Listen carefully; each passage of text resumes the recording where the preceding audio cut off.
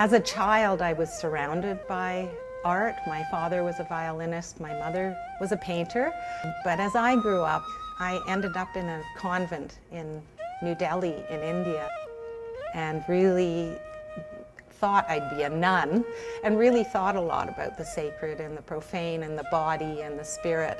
And then later on in high school, I really loved physics, and I got involved with ideas about matter and energy and how they were interchangeable, and those ideas are still fundamental to my artwork. I can't imagine a society without music, without theater, without visual art, without poetry.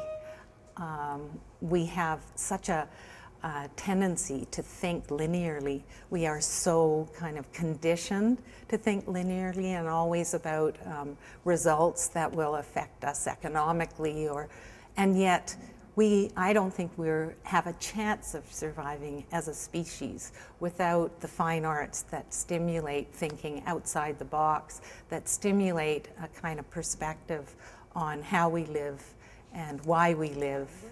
Visual language, like. The most important thing that I do is interact with people in a number of ways, through teaching, through collaborating, and through communicating through my work. And the communication through the work fundamentally grows out of the research or creative activity that I'm engaged in. But I think the real foundation is the relationship with people. How you use the language on the etching. Liz is really great. I think one of her strengths is she's really open to helping students and artists explore their interests. Liz is a very warm and engaging person. When you get to know her, she's really got a great way of making you feel at ease and relaxed. So it looks. There's none of this hierarchical attitude, I think, with Liz. She sort of cuts right to you and me. You know, if we're dealing with each other, we're on the same level, which is really wonderful about her.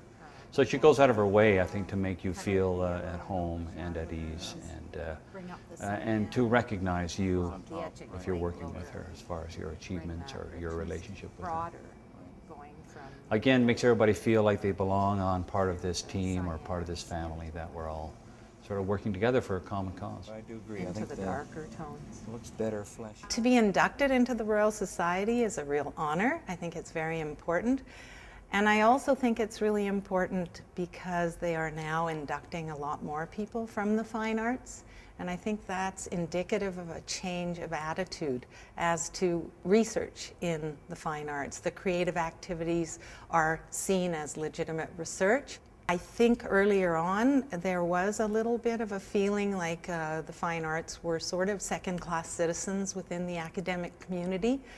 But I sense a big change, that actually there's a lot of respect for the kind of research we do now in the university, or creative activity, and you can see that from these kinds of awards, but also in the way that people really want to collaborate with fine artists in their own forms of research now. There's more and more of that going on, a lot more cross-pollination than there was, say, 30 years ago.